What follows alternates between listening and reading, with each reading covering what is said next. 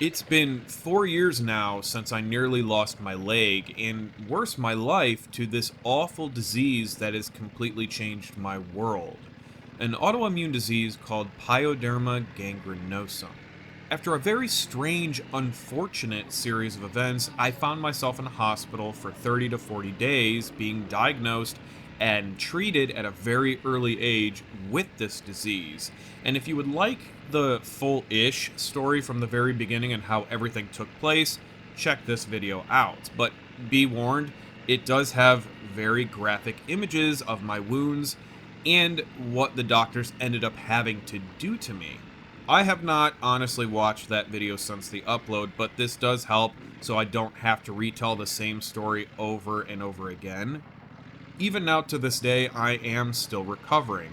I still have a large chunk that's slowly healing on my left foot.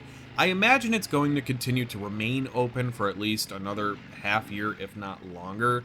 And yeah, it sucks. It's extremely painful. But hey, at least I'm still kicking. No pun intended. The thing is, I was never supposed to be able to walk without the aid of a pair of crutches, one of those knee roller things, a cane, or even a walker. I was told not to work a physically demanding job. I was supposed to be on full disability and never be able to ride a motorcycle again. These are statements made by several doctors and specialists, even surgeons, at U of M, Spectrum Health, and a few other places I tried to get second opinions from. But I fought against that, I relearned how to walk, then started hitting the gym daily, focusing entirely on cardio and strength training on my legs. And I fought for months and months, eventually to the point where I was like, okay, I'm gonna do it. I'm gonna at least try to get on a bike. I was able to, but there was a problem. I physically had to relearn how to ride.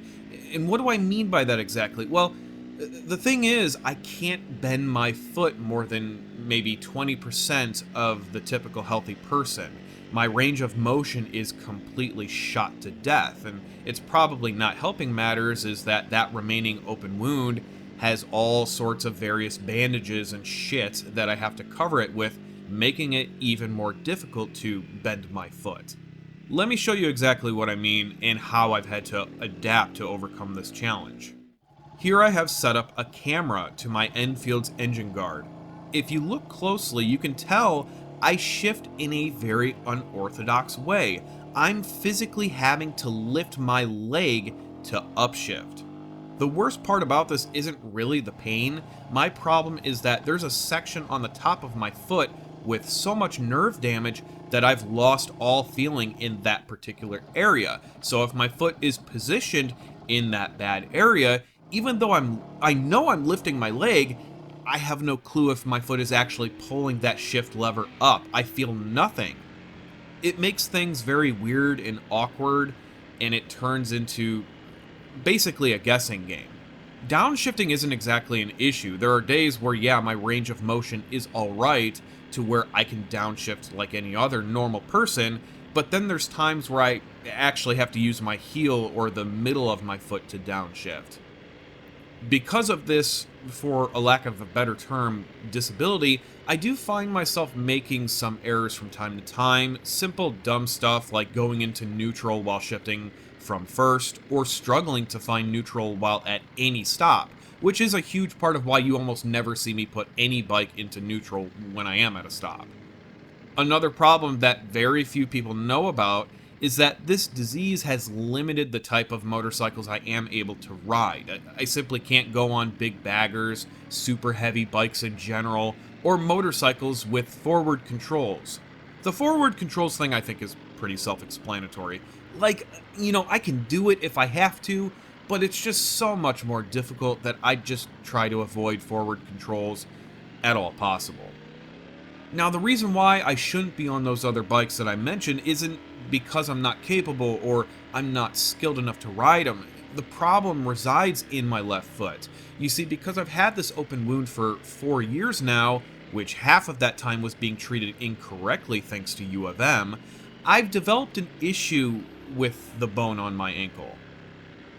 That bacteria that was residing in the wound bed has leached into the ankle bone, causing issues with bone density.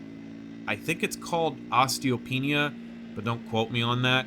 The problem with this is that my ankle is at risk of fracturing and basically exploding very easily. So God forbid I have to stop on a big bike and drop to my left foot in a hurry, there's a good chance that my ankle is just going to implode. Yeah, there are ways to regain bone density and reverse the effects, but I don't exactly know if it works for someone like me with autoimmune problems. Either way, I'd just rather avoid big bikes and avoid even bigger problems.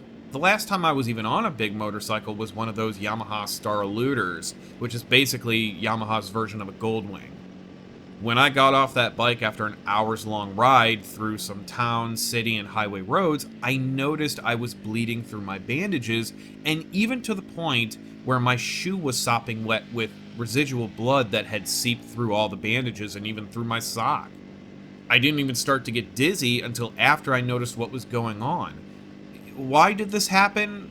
I can only imagine that the pressure from putting my foot down and leaning on that left side caused the tissue on the wound to rupture. I don't remember if I had one of those heel-toe shifters on that bike either, but then I don't really know if that would have made any sort of difference.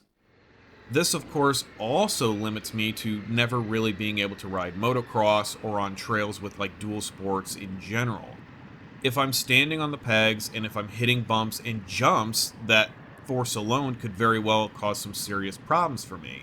So, with this all said, you might be asking, well, Foxy, if you have all these health issues, why the hell are you still riding? And people have asked me this before. Friends, family, even customers who know of my whole situation.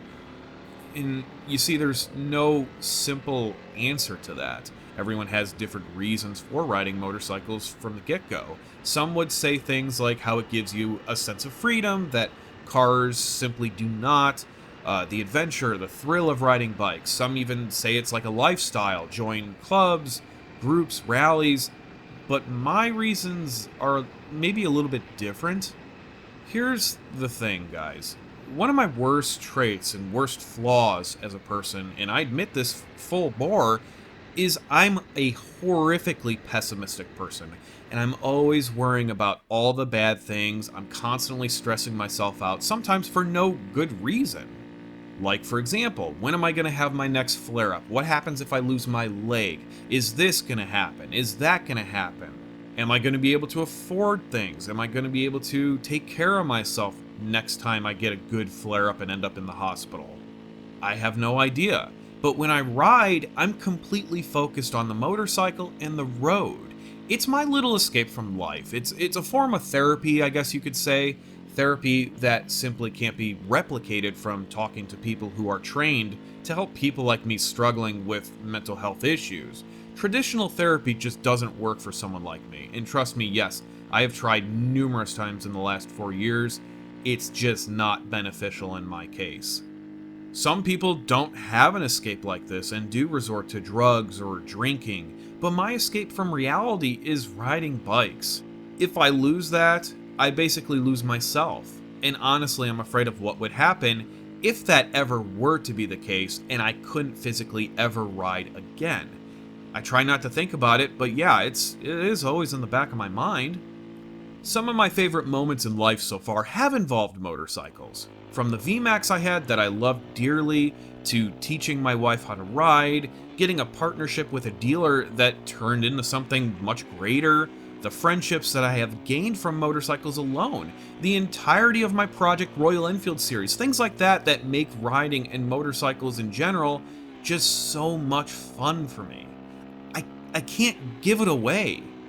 And I know eventually in 10 years, 15 years, maybe even in the next 5 months, Pyoderma can rear its ugly head again once more and do significant worse damage to me. I could lose a leg, a foot, or my life. It's very possible. I'm a part of a group on Facebook where people talk about this stuff every day, often showing pictures, graphic and disturbing ones mind you, of how bad this Pyoderma disease has taken over their lives.